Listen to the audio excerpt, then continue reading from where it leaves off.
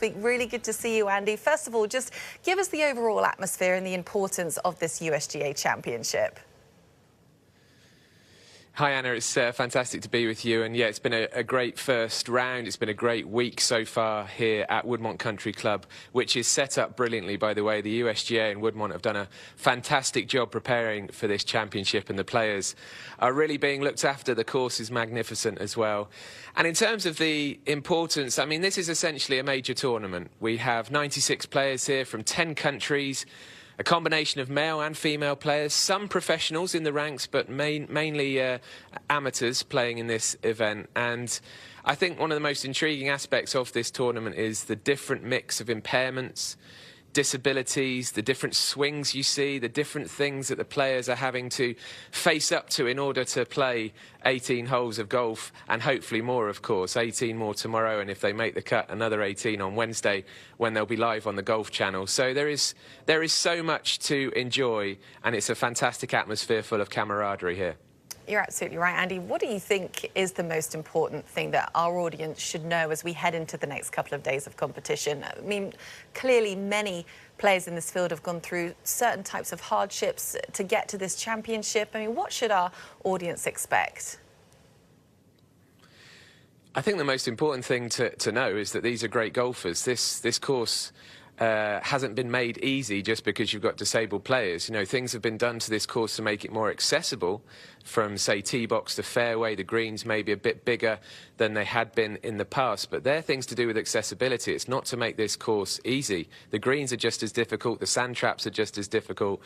And I mean, if we take Kit Popert today, for example, a 61, I mean, a 61 for any golfer, male, female, disabled, non-disabled, in any tournament anywhere in the world is absolutely remarkable. So I think, whilst it's important that we reflect the golfers' backstories, and we absolutely do and will keep doing that, I think the most important thing to remember is that all of these golfers are absolutely brilliant in their own right and just sort of dealing with their respective challenges. So I think, you know, there's plenty to look forward to. The highlights reel you've just shown is fantastic, and then obviously the live coverage on Wednesday will be a real eye-opener for everyone.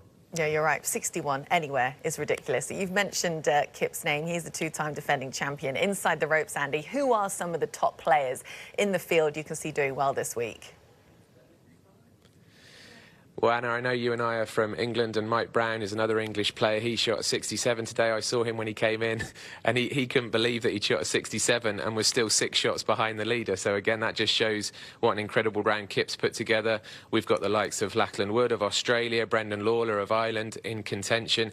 On the women's side, Kim Moore, as you showed on the leaderboard, leading the way at the moment. But Amanda Cunha, one of the incredible vision-impaired players, she's right in the mix on the women's side of things. She's from Hawaii. Last year's women's champion Bailey Bish will be hoping for a better round tomorrow. She's still right in contention. So there are so many players to mention.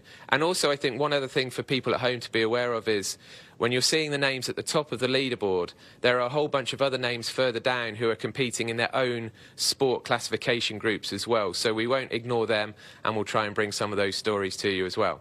That's right. You've been out there, Andy, already talking to some of the great stories, as you mentioned, in the field. Who have you spoken to? Well, earlier on this morning, I think it was about 7:30 Eastern Time, Ford Martin of Potomac, just about 20 minutes away from Woodmont. He was a member of the junior golf setup at Congressional. He had the honour of taking the first tee shot off the first tee this morning. He ended up shooting a 5-over par round of 77, which is pretty darn good. And after his round, I asked him to explain to us his disability. When I was in 4th grade, I had my last surgery, but both my ankles are fused, and it's called a triple arthrodesis. But basically a fusion of the calcaneus, navicular, and talus in your foot. So if this is your normal foot, I have no side-to-side motion or up and down motion.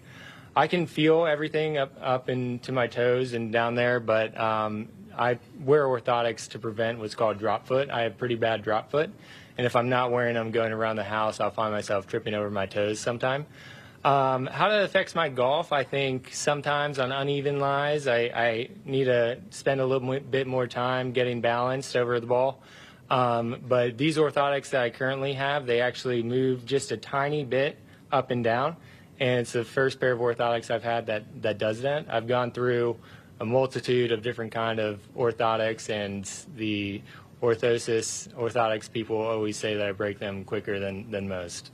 And how did you get into golf? Because having been born with that disability, what was it about golf that kind of pulled you in? Sure. Well, I was into all sports growing up. When I was born, because of my legs, my parents thought I might be the musician or the artistic one.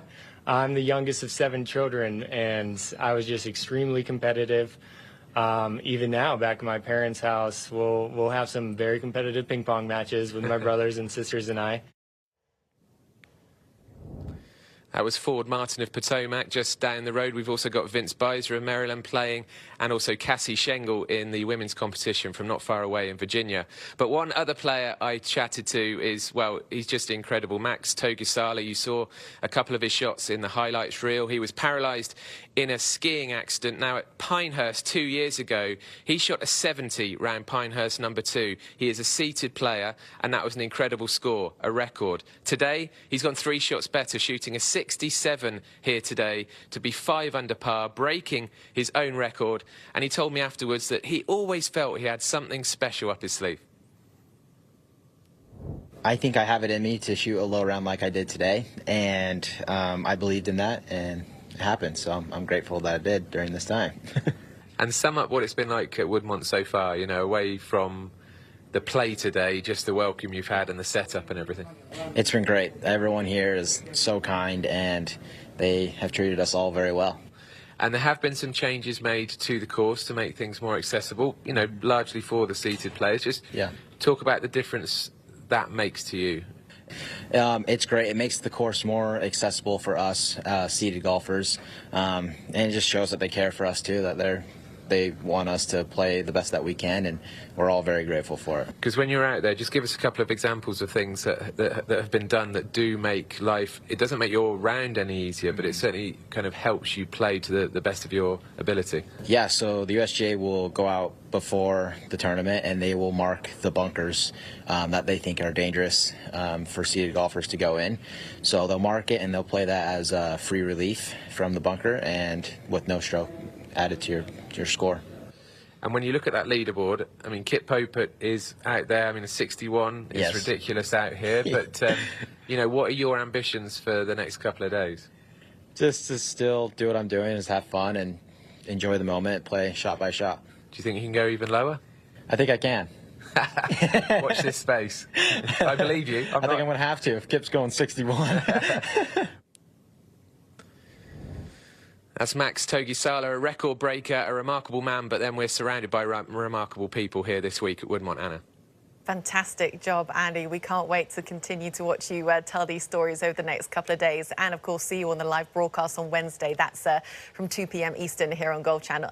Andy, we'll see you later in the week. Thanks so much. Thanks very much.